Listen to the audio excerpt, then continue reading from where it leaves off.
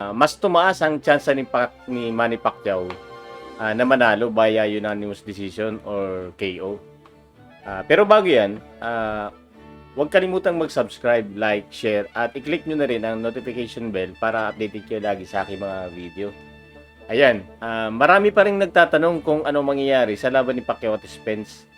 Ganito kasi ka-excited ang mga fans ng boxing, lalo na yung mga solid fans ni Pacquiao, na hindi mapakali o mapalagay ang loob dahil palapit na ng palapit ang laban ng kanilang idolo.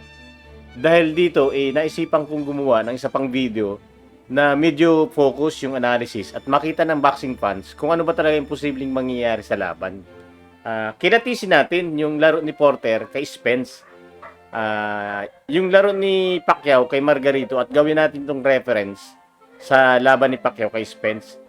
Si Porter ay halos kasing laki ni Pacquiao na naka-sparring niya nung laban nito kay Cotto. Panoorin natin yung laban. Ito yung laban ni Porter kay Spence. Kasing laki kasi ni Porter si Pacquiao.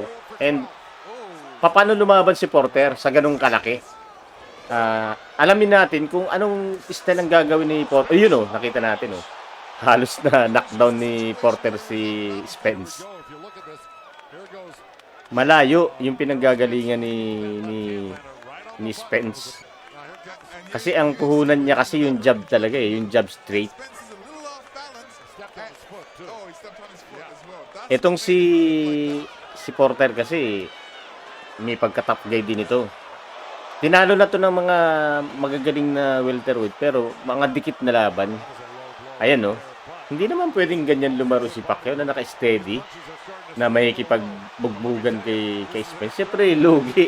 Ang laki-laki nitong si Spence. Ba't kilalaro ng ganun? Pero, ano yung nagawa ni Porter sa kanya na ganyan kaliit? Na kasing laki nga halos ni Pacquiao. Ayan Nakita nyo kung paano pumasok si Porter.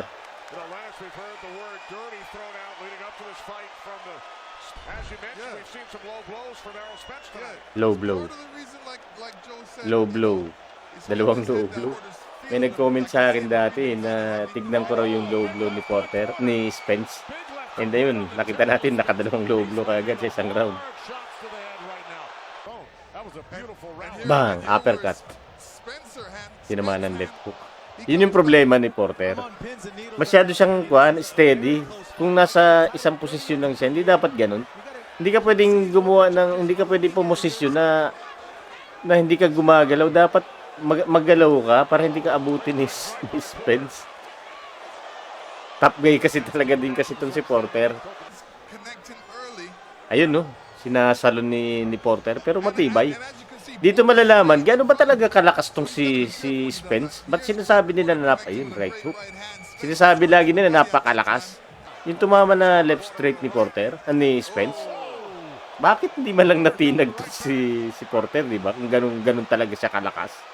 Ibig sabihin, tinanggap ni Porter yung suntok ni Spence na ganun, yung left straight na yun.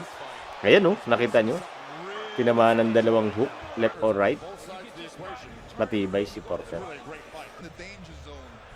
Pero yun nga, huwag natin kalimutan kung gaano rin katibay si Pacquiao. Ayan Ayan ba't nagagawa ni Porter yung mga ganun? Ayun, nakakapasok sa loob Ang daming tama ni Spence. Pag-isa.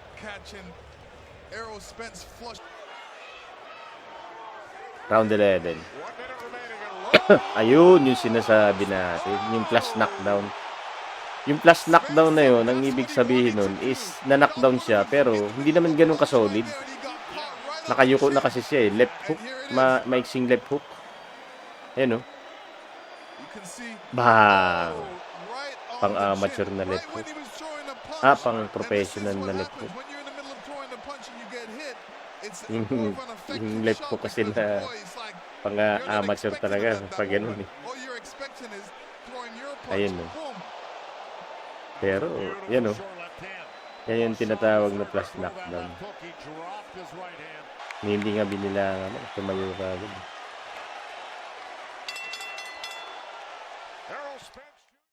Ayun, at nakita natin kung gaano kadali para kay Porter ang pasukin si Spence.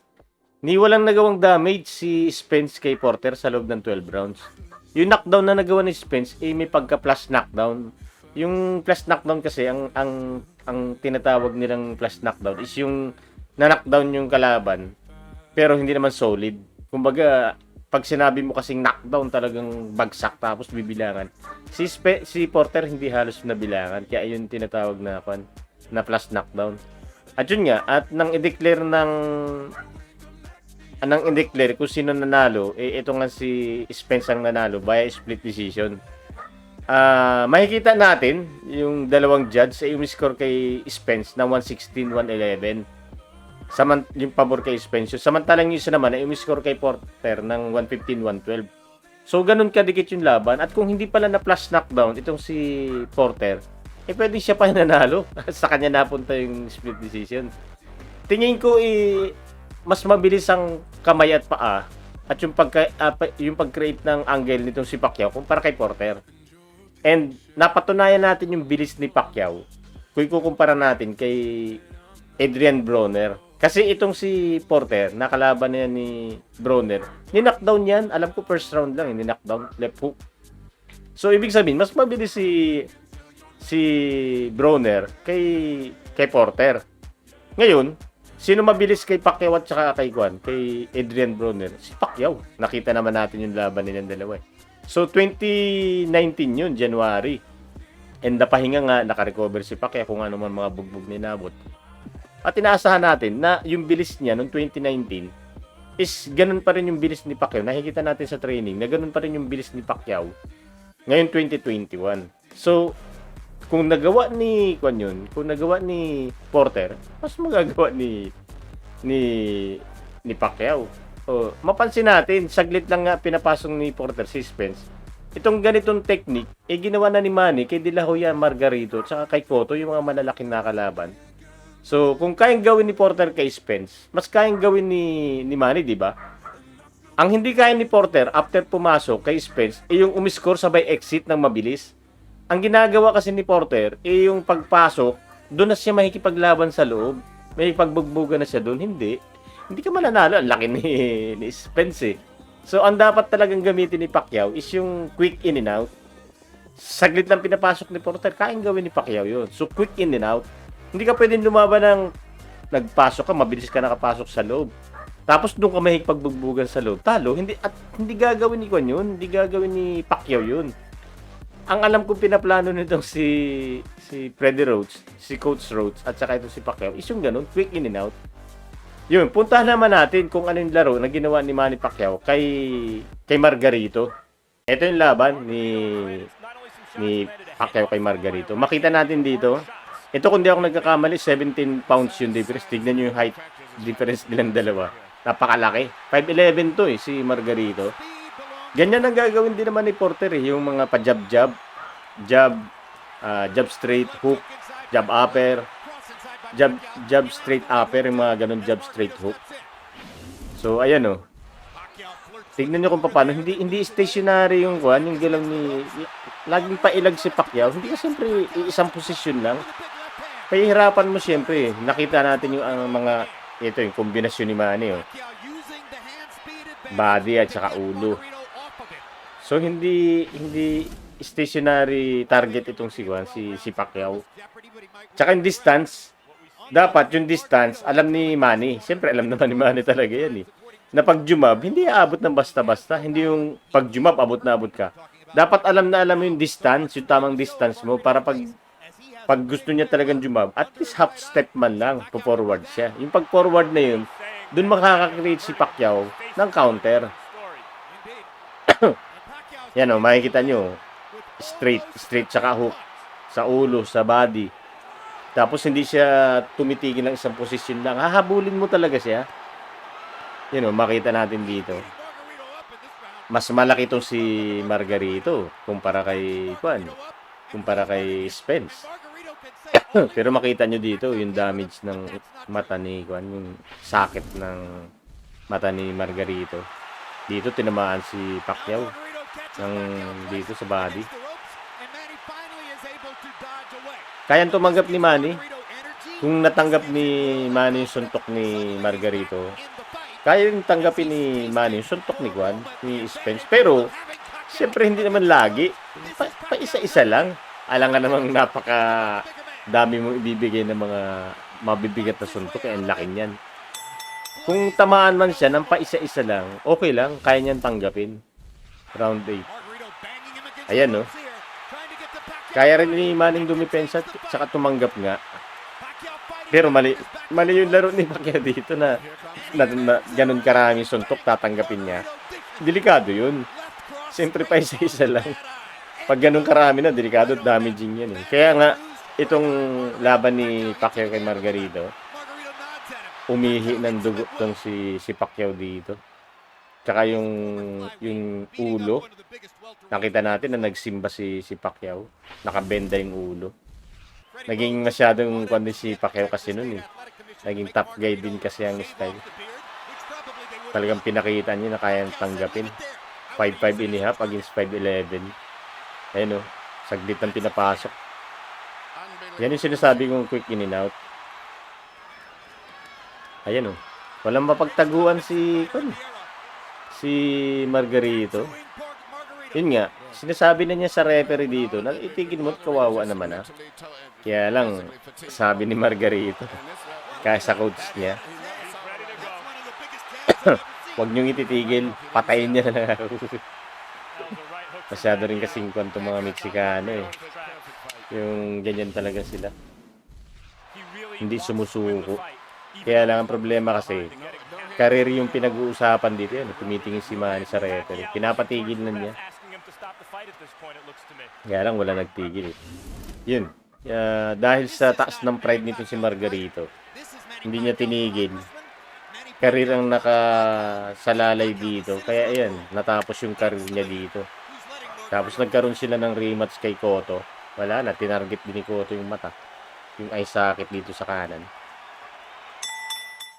Kung mapansin natin, quick jab sabay exit ang ginagawa ni Manny kay Margarito. Minsan nabibihis si Manny ng mga kombinasyon. Sabay depensa sa counter ni Margarito. Dahil sa bilis ni Pacquiao, kitang-kita niya yung suntok ni Margarito at madali niya na-counter yung mga suntok ni Margarito. Mas malaki at mas malakas si Margarito kumpara dito kay Spence. Dahil middleweight sila naglaban. Yun nga lang, middleweight na catch weight, 152 lang yata. 150 yata o 152. Ang middleweight kasi 154. So kung titignan natin, yung advantage ni Margarito, 5'5 against 5'11, tapos lamang ng 17 pounds. Ang laki nun. 4 pounds nga lang, ang laking diferensya na yung next weight class. Yung pang 17 pounds. Tapos yung reach advantage, malamang-lamang din. Hindi ko lang alam kung gano'n kalaki. So, kung titignan natin, ang exact replica nitong si Spence is si Margarito talaga. And yung height, 5'11, 5'10 and a half. Yung lakas, napakalakas si Margarito. Kinatatakutan dati yan nung prime niya. So, bilis. Tingin ko halos magkasing bilis din si Margarito at si Spence. So, yan talaga yung exact replica na pwede natin gamiting reference. And yun, pinapatigil na ni Pacquiao yung laban dahil damage na nga ng todo. And pinapatigil niya sa referee pero hindi pa rin tinitigil ng referee. And sinabi rin ni Margarito sa coach niya na huwag niyong ititigil. Ang pagkakaiba nga lang nitong si Margarito kay Spence is South po si Spence. Orthodox tong si Margarito. Pero sanay din si Manny makipaglaban sa mga South po. Yung kay David Diaz, South po yun eh. Ang variables sa mga reference na sinabi ko, gaya kay Pacquiao at gaya kay Porter at Margarito, yung bilis at yung edad ni Pacquiao. Nung nakalaban ni Manny, si Margarito, i-pick na pick niya yun. 2009, 12 years ago pa. Andun pa ba yung bilis? Tingin ko, yung bilis ni Pacquiao nung 2009, hindi na may babalik. Ganun dun yung stamina. Pero kung titignan natin ang bilis ni Pacquiao nung laban kay Kit Thurman at yung nakikita natin ngayon sa training, masasabi natin na mabilis pa rin si Pacquiao. May stamina pa rin. Ang pagkakaiba lang ng stamina ngayon ni Pacquiao, hindi na niya kaya sumuntok ng mga 100 punch per round. Hindi na. Kumbaga, wala na yun. Hindi na natin may babalik yun. Pero ang pagkakaiba, dito sa panahon ni Pacquiao ngayon, is mas matalino na si Pacquiao. Kumbaga, mas naging magulang Kumbaga, kung hindi siya nakakasuntok na marami, ang pinag-uusapan natin ngayon is quality over quantity. Kumbaga, kahit konting suntok lang, kung di kalidad naman yung mga suntok na yun, kasi nung bata pa siya, marami siya sumuntok, marami nasasayang sa suntok niya. Ngayon, bawat suntok niya, di kalidad. Di ba? Walang sayang. Quality over quantity. Yung speed naman, mapansin natin na kung ikukumpara natin yung kay Porter, tingin ko, mas mabilis si Pacquiao. And kung yung bilis na yun is enough kay Spence, so, enough, more than enough yung bilis ni Pacquiao ngayon kung gagamitin kay Juan, kay Spence. Maraming kinakabahan dahil nga sa yung lagi nila sinasabi na nakakatakot si Spence. Yung malaki, bata, malakas. Pero na-dominate niya ba si Porter? Hindi naman, split decision nga eh. Tinatamaan ng solid si Porter. Kaya eh. Yung maliban lang doon sa plus knockdown. So, kung tinalo ni Pacquiao si Margarito noong 2009, pick na pick, tingin ko, yung skills na hawak ni Pacquiao ngayon, stamina, speed, and yung experience, tingin ko is enough na enough para labanan si Spence ngayon. Sanay ba si Pacquiao na lumaban sa mga malalaki? Nakita naman natin yung laban ni Pacquiao kay De La Hoya, kay Cotto, kay Margarito. Kung tutusin nga, knockout lahat yung tatlong yun eh. So, mas lumalabas yung galing ni Pacquiao sa mga malalaki, mas kitang-kita kumpara sa mga Marquez, Kip Thurman, at saka dito kay Mosley. Hindi si Mosley, si Timothy Bradley. Mas hindi mo nga makita doon yung galing ni Pacquiao kasi magkasinlaki kasi. Hindi nakikita yung mga patakamang magaganda. Pero panoorin mo yung laban ni De La Hoya, di ba? Kitang-kita mo yung mga suntok niya sabi punta sa kaliwa. Kitang-kita mo, mapapakuwang ka eh, mapapahanga kay Pacquiao, mapapasabi ka, ang galing ah. So, yun. Kung nakita natin na hindi niya na-damage si Porter for 12 rounds, siyempre, ano pa kay Pacquiao, di ba? Kay Margarito, nakita naman natin kung paano lumaro si Pacquiao kay Margarito. So, sabi natin, yung skills na hawak ni Pacquiao ngayon is enough. Enough yun para labanan si Spence. Ano lang ba ang pwedeng gawin ni Juan ng pag-usapan natin si Spence? Ano naman ang dapat niyang gawin para masabi na talagang kayang-kaya nga niya si Pacquiao? Ano lang ba ang kaya niyang gawin? Ang nakikita kong ginagawa niya is jab straight hook, jab straight upper. Puro ganun lang naman eh. Mabilis ba siya? Tingin ko hindi siya yung jab na yun, tatama ba ng basta-basta kay Pacquiao yun? Kasi pressure fighter siya, di ba? Si Margarito, pressure fighter din naman eh. Si Cotto, madiskarte. Kinahin ni Pacquiao. So, ano yung pwedeng gawin ni Spence? Yun lang yung nakikita ako. And sa tingin ko, madali lang may ka-counter ni Pacquiao yun. Kaya, yun, dahil nga mabilis pa rin si Pacquiao, and yung stamina niya, enough pa rin, although hindi na pwedeng 2009. In conclusion, sa tingin ko, mananalo si Pacquiao by unanimous decision. And kung magmadali si Spence dahil doon sa pressure fighting style niya, delikadong ma-counter siya ni Pacquiao at ma-knockout. Ganun yung nangyari kay Hatton. Ayun, para sa akin, mataas yung chance na unanimous nga and pwedeng ma-knockout pa. Kahit i-check natin sa latest odds, napakalaki na nagbago kumpara nung una silang nagbigay ng figure. Ngayon, kung mapansin natin ng odds, minus 200, plus 150 na lang. And dati, kung hindi ako nagkakamali, ang odds nito is minus 350 plus 240. So, ang laki na nagbago. Nasa 150 na yung difference. And kay Juan naman, nasa 100 na yung difference kay Pacquiao. So, ano ibig sabihin kung bakit ganito na yung odds? Ang ibig sabihin nun is, kung dati sinasabi nila na ang mananalo is Spence dahil bata, malakas, prime, malaki. Ngayon iba na. Dahil sa nakikita nilang training, bumaba na yung odds para kay Juan. Although yamado pa rin si Spence, pero napakaliit na. Hindi katulad nung 350 minus 350 plus 240. Ngayon nga, minus 200 plus 150 na lang. So, ang sinasabi ngayon is, andun pa rin yung speed ni Pacquiao, yung stamina, andun pa rin. Although, hindi na katulad ng 2009, enough pa rin. Enough pa rin yan sa 12 rounds. So, ayun, sana ay nagustuhan nyo. Marami pang video sa Nats Cafe channel. Kung meron kayong request na topics, gaya ng basketball, boxing, o MMA man, ipaki-comment na lang sa comment section at gawa natin ng paraan. Salamat, bye!